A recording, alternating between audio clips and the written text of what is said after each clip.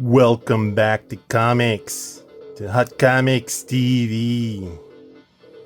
I'm Yoshiharu Tsuge. Now, this is a collection. I think this is volume 3. I don't have the first two for some reason. Why don't I have the first two? That's the question.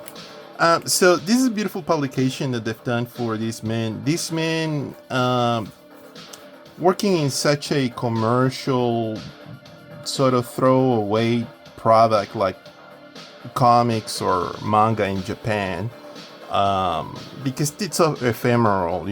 Comic books are junk material, like junk literature cater for disposable sort of means. You read it and then you throw it out. That was anyway the mentality back in the day. But this man, what he's doing here is that in the 60s, because these are 60s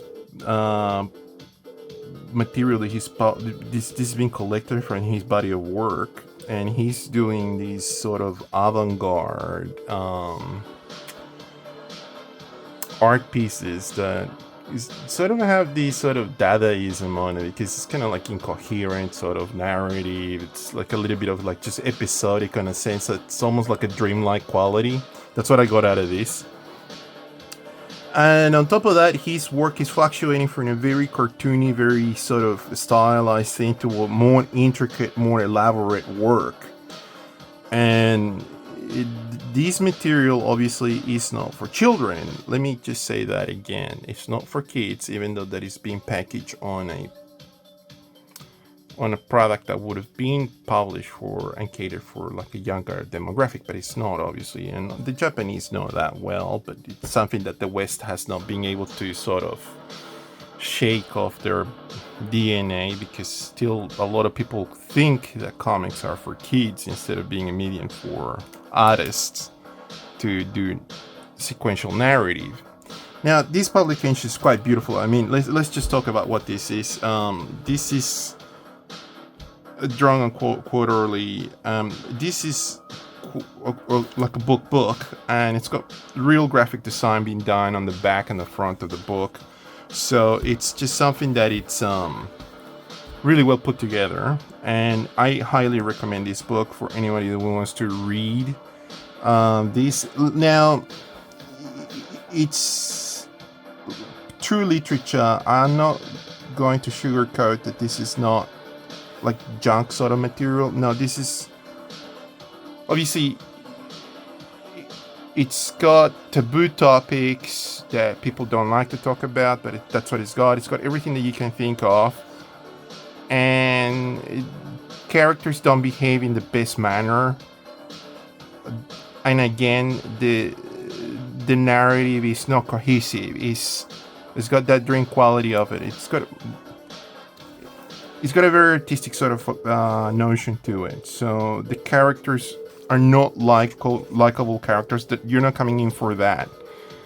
And also, they're all short stories. So some of the stories do kind of overlap somewhat, because certain characters appear and you okay, so this is what's happening. So, but this is beautiful work that I was not aware of. I only came aware of it because I saw the cover with this character, and sort of I was drawn because it's got such it's an oddity of a character as well. So this is a collection from 67 to 72. So, and I think that Tsuge, it is maybe describing things that he would have maybe experienced or he would have seen. I don't know. Or maybe he's just like all pure fantasy. Who knows? But it feels almost like if it was like a narrative from a dream.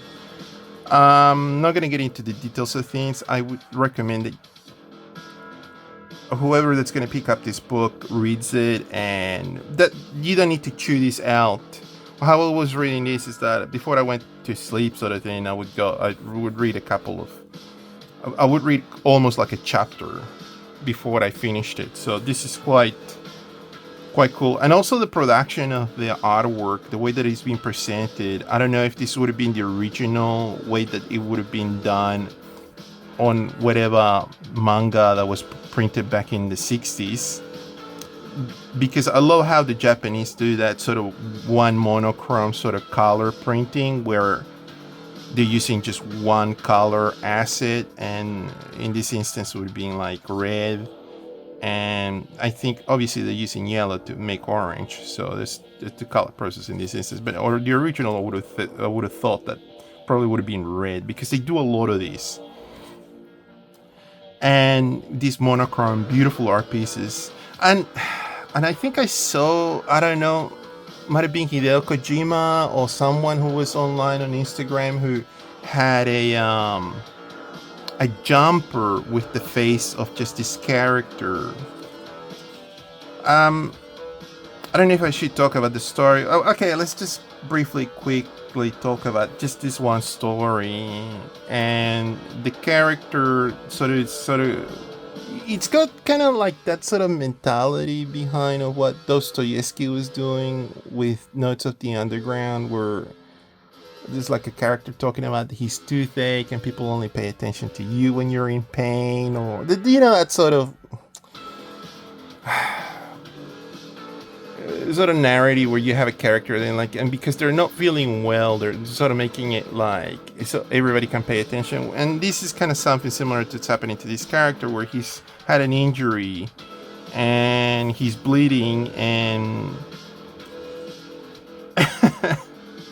and he gets to this area of an island or a town where he doesn't know where he's at, and he's just looking for a doctor sort of thing. That's pretty much the gist of this story. And he's kind of like starting to freak out and sort of feeling sorry for himself, sort of saying, come on, please, you just gotta get me a doctor. And that's the dream quality to it, because the things are just happening in a very sort of not quite an event like what would happen in reality, very different. Okay, so this is the other thing that I have to say is how Tsuge's moving from very basic drawings, as you sort of see on certain of these panels. Obviously, this is not simple. This is quite elaborate. It is quite well intricate. This intricacy to the inking that he's done here. The character is very stylized, obviously, but he's using reference for the stage. Obviously, not every panel's like that, but he's an artistic sort of. This is what sold me on this. Is his artistic vision to depict the stage of where the characters are, and how he's being able to convey that with just ink. It's quite beautiful and breathtaking. And some of the things are very stylized, like the roof of the town, but like some of this stuff is just outstanding. Look at the texture of this, of the wood and the concrete. With the characters, he's doing these kind of like caricatures of people, and then you do this. He comes in and starts doing something like this. It's quite. His attention to do this design with the artwork is just flawless, and that's what I took from this that I loved so much. And the silhouettes, again, the usage of minimal color, obviously for obvious reasons. And then you come to a panel like this, and I'm just speechless. I just love this so much. The intricacy of the ink work is just amazing. And I feel like he's using rapidographs in this, or how he's laboring on it. Outstanding stuff. Again, obviously he's using sepia tone or gouache sort of things to textures like this, and obviously the gray. But look at, yeah, and anyway, in the narrative, just bizarre things are happening. He just gets on a train from, at random. But look at the labor that he's applying onto these. Outstanding work. just outstanding. I love this work, this specific work, so much because of the way that he's doing the composition of the pages, the character design. I mean, this is very, very cartoony. And then out of nowhere, like this, the head of the train that is just moving through the town like if it was a car. Amazing stuff. Just outstanding stuff. Anyway, and then you see like detail material like this panel, and the amount of detail that he's applying to it, again, genius way of putting this together. And then some panels he just doesn't care. He's just he's just putting sepia tone and whatnot. Outrageously cool. So anyway, I'm not going to get into the other stories. This almost feels like something like, was that story Martin Gare? Who's Martin Gare? I can't remember the story. Like this guy that comes into this, back to his town, and nobody recognizes him, and he's got like a doppelganger. Anyway, so there's obviously adult themes on these things, and a little bit of domestic violence. But the way that he's doing the work and the labor is just quite amazing. This is the guy that comes to town, right? But again, very cartoony character designs, very stylized, beautiful backdrops, beautiful stage artwork. I mean, we could blow this up and turn it into a print, and the same goes for this. Like, you could have a print on your wall of that. Just beautiful. So this guy like comes into this sort of country town in Japan, and he buys this property, and he finds crabs, and then he says, "Oh, that's this story." Yeah, he's bored.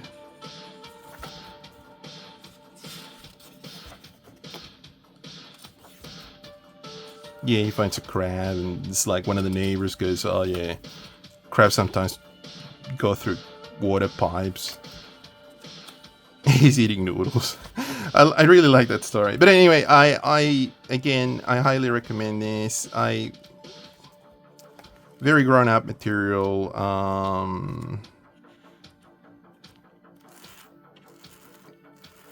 With nonsensical stuff. That's Tsuge. 1970s.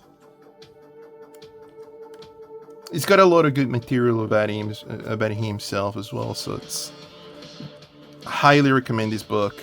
I don't know what else to say about it and give it praise other than, yeah, this is quite the collection of body of work. There's other volumes out there. I obviously bought these out of sequence, and I just wanted to talk about it. And anyway, thank you so much for your time. Please like and subscribe and all those good things. And till next time, thank you once again. Bye-bye.